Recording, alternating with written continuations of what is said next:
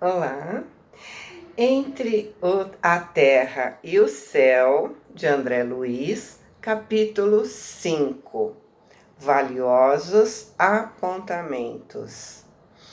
No capítulo anterior, vimos que Odila desencarnou muito jovem, não aceitou sua desencarnação e muito menos que o viúvo tivesse se casado novamente por seu apego a ele e, portanto, passou a perseguir a segunda esposa. Se Zumira tivesse outro comportamento, talvez não fosse vítima da obsessora, mas, lamentavelmente, pela negligência, ela teve sentimentos que geraram culpa. Portanto, desceu o padrão vibratório, tornando-se presa fácil. No final do capítulo, obsessora e obsediada foram para o mar. E aí, então, nós vamos começar o novo capítulo, né? E André começa dizendo: tínhamos alcançado a orla do mar em plena noite. Movimentação da vida espiritual era ali muito intensa. Desencarnados de várias procedências reencontraram amigos que ainda se demoravam na Terra. Momentaneamente desligados do corpo pela anestesia do sono, dentre estes, porém, salientava-se grande número de enfermos. Anciães, mulheres e crianças, em muitos aspectos diferentes, compareciam ali, sustentados pelos braços de entidades numerosas que o assistiam. Lembrando, né, que as curas mediúnicas, as curas espirituais, acontecem no espírito e não no corpo. Os cortes que às vezes acontecem, né, numa cirurgia mediúnica, são para efeito de chamar a atenção dos céticos da medicina e não uma necessidade.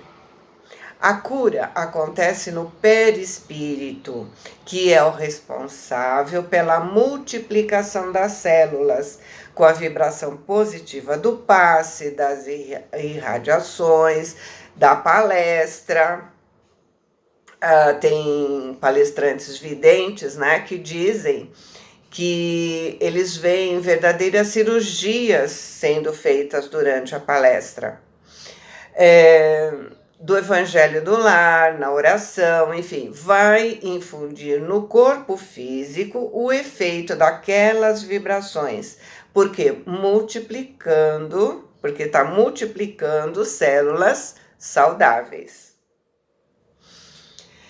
Conversas edificantes e lamentos doloridos chegavam, né, até nós. Serviços magnéticos de socorro urgente eram improvisados aqui e ali.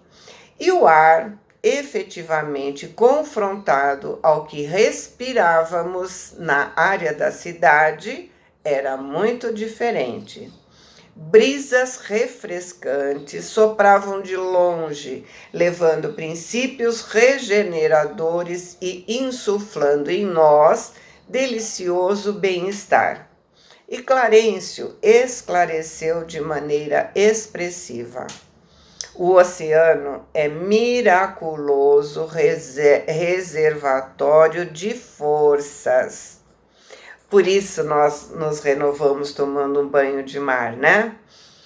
E aí ele continua, né? Ele diz assim: o oceano é miraculoso reservatório de forças. Muitos companheiros de nosso plano trazem os irmãos doentes, ainda ligados ao corpo da terra, até aqui para receberem refazimento e repouso. Enfermeiros e amigos desencarnados desvelam-se na reconstituição das energias de seus tutelados. Como acontece na montanha arborizada, a atmosfera marinha permanece impregnada por infinitos recursos de vitalidade da natureza. O oxigênio puro unido às emanações do planeta, se converte em precioso alimento de nossa organização espiritual, principalmente quando ainda nos achamos direta ou indiretamente associados aos fluidos da matéria mais densa, ou seja, quando estamos encarnados, né? Quando estamos encarnados ou desencarnados, ainda na matéria densa, precisamos do fluido, da combinação oxigênio do mar, daquilo que o plâncton gera na atmosfera. André fala sobre isso em algumas de suas obras, né? Nós já vimos no livro Os Mensageiros, né? Tinha um capítulo que se chamava Evangelho no Ambiente Rural, onde ele explicou a importância do nitrogênio que se encontra nesse ambiente. No Missionários da Luz também nós vimos um capítulo que se chama Materialização. André fala que os trabalhadores desencarnados trazem os recursos da natureza. Trata-se de elementos das plantas e das águas, naturalmente invisíveis aos olhos dos encarnados. As várias culturas milenares, a cultura védica, a indiana, oriental, bramânica, enfim, elas atribuem tanto ao mar quanto à mata a existência do prana, que é uma energia da vitalidade. No mar, esse prana estaria nos organismos que não se movimentam, nas algas, por exemplo. No senso comum ou na sabedoria de todos os povos, apesar do excesso de superstições, tem grandes verdades. Isso o próprio Kardec disse, e nós já sabemos inúmeras vezes que o Espiritismo não é dono da verdade. Kardec disse muitas vezes para estudarmos, pesquisarmos, né? Quanto mais evoluirmos, mais sutil será a nossa alimentação.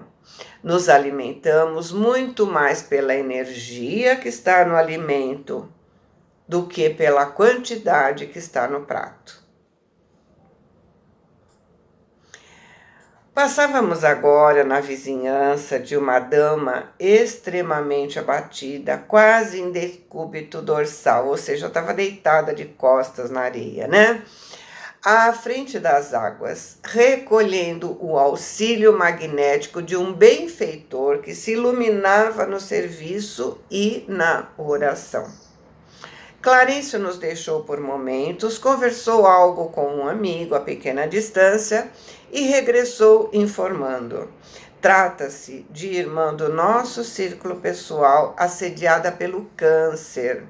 Foi retirada do veículo físico através da hipnose, a fim de obter a assistência que lhe é necessária. E aí eu perguntei curioso, mas esse tipo de tratamento pode sustar, ou seja, pode interromper o desequilíbrio das células orgânicas? A doente conseguirá se curar de modo positivo? O ministro sorriu e esclareceu. Realmente, na obra assistencial dos espíritos amigos, que interferem nos tecidos sutis da alma, é possível, quando a criatura se desprende parcialmente da carne, a realização de maravilhas. Atuando nos centros do perispírito, por vezes efetuamos alterações profundas na saúde dos pacientes. Alterações essas que se fixam no corpo somático, quer dizer, no corpo físico, de maneira gradativa. Grandes males são assim corrigidos, enormes renovações são assim realizadas, principalmente quando encontramos o serviço da prece na mente enrijecida pela fé transformadora, facilitando a nossa intervenção pela passividade construtiva do campo em que devemos trabalhar. A tarefa de socorro concretiza verdadeiros milagres. O corpo físico é mantido pelo corpo espiritual, a cujos moldes se ajusta, e desse modo a influência sobre o organismo sutil é decisiva para o envoltório de carne em que a mente se manifesta. Ou seja, para a manutenção da saúde é imprescindível a saúde do espírito. Como já vimos muitas vezes, mente sã in corpore sano. Nossa vida moral afeta a nossa vida física. Para ter saúde, não adianta uma alimentação correta se não tiver boa alimentação psíquica. É de dentro para fora. Porém, nesse ponto das explicações, o ministro abanou a cabeça e disse: nossa ação, contudo, está subordinada à lei que nos rege.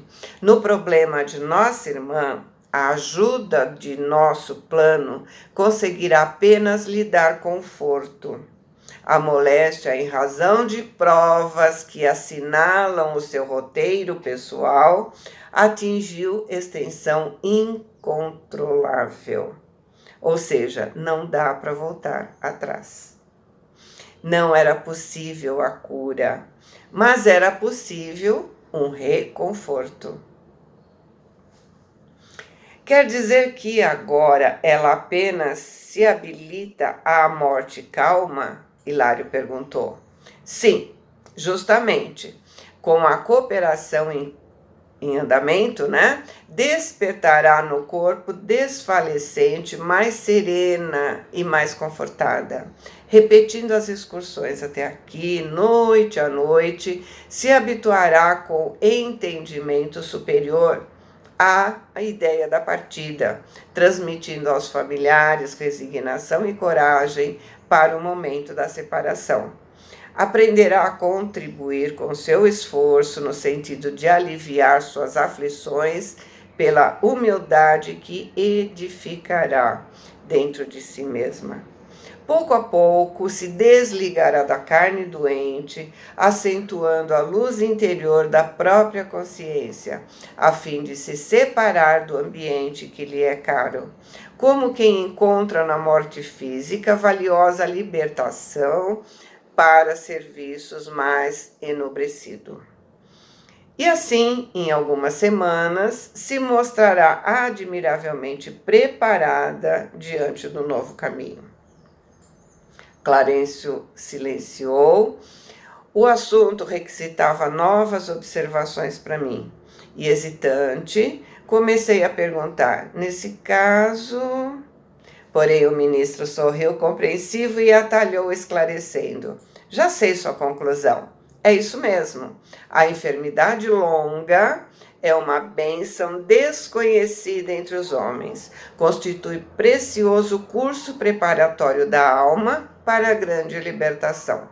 Sem a moléstia dilatada, quer dizer, demorada, é muito difícil o êxito rápido no trabalho da morte. Aqui ele está comparando essas mortes de acidente, essas mortes de assassinato, né? Onde não houve uma preparação.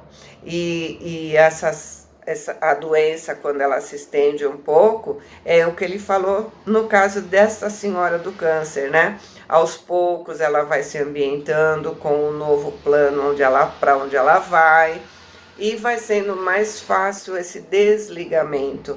E também o desligamento dos seres que habitam com ela aqui, né? Mas nesse instante, Zulmira e Odila chegavam à praia perto de nós. Clarencio recomendou nossa atenção. Rodeamos as duas rapidamente, como se fossem irmãs enfermas, sob a nossa guarda. Nenhuma nem outra identificaram nossa presença, nem pareciam interessadas no movimento da rua.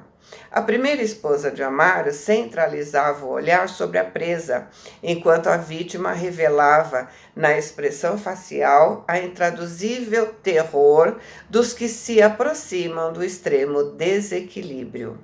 Zulmira ensaiava um gesto de quem se propunha a voltar para casa, mas, contida pela companheira, avançava entre a aflição e o pavor. E repetindo as mesmas acusações que já vimos, Odila martelava o cérebro da outra, reiterando desapiedada: recorda o crime, infeliz. Lembre-se da horrível manhã em que você se tornou assassina. Onde colocou meu filho? Por que você afogou o inocente? E a pobrezinha gritava: não fui eu. Juro que não fui eu. Júlio foi tragado pelas ondas. E por que não cuidou da criança que meu marido levianamente confiou nas suas mãos infiéis? Acaso sua consciência não a acusa? Onde está o sentido de mulher? Me pagará alto preço pelo relaxamento delituoso. Não permitirei que Amaro a ame. Alimentarei a antipatia dele contra você. Atormentarei as pessoas que desejarem te socorrer. Destruirei a própria casa de que você se apossou e que me pertence. Impostora, impostora. Zulmira, terrificada, concordava: sim, não matei, mas não fiz o que me competia para salvá-lo. Me perdoa, me perdoa. Prometo me empenhar no refazimento da paz de todos. Serei uma escrava de seu marido e irei restituí-lo aos seus braços. Me converterei em serva da sua filhinha, cujos passos orientarei para o bem, mas por piedade me deixa viver. Liberte-me. Compadece-te de mim. Nunca, nunca, bradava a interlocutora friamente. Sua falta é imperdoável. Matou. Deve confessar o delito praticado à frente da polícia. Vou te humilhar. Adobrarei a cerviz, quer dizer, a espinha, né? Será recolhida à penitenciária para que se misture às delinquentes da sua laia. E Zulmira suplicava com sinais comoventes de angústia: não, não. E a outra gritava cruel: se você não aniquilou meu filho, devolva-o aos meus braços. Devolva-o, devolva-o. Nesse momento, ambas se achavam à frente de determinada nesga, quer dizer, determinada faixa da praia. Os olhos da pobre obsediada adquiriram um estranho fulgor. A perseguidora rugiu rudemente: foi aqui você consumou o sinistro plano de extinção da nossa felicidade. Como se fosse impelida de secretos impulsos, a segunda mulher de Amaro se desprendeu dos braços que a apertavam e, penetrando as águas, clamava aflita: Júlio, Júlio! Então, né, o criminoso sempre volta ao lugar do crime, inclusive para reparar o crime que fez. Odila, no entanto, perturbada e ensandecida, se pôs em seu encalço. Sentindo a sua aproximação, Zulmira se virou sobre os calcanhares e disparou de volta ao lar.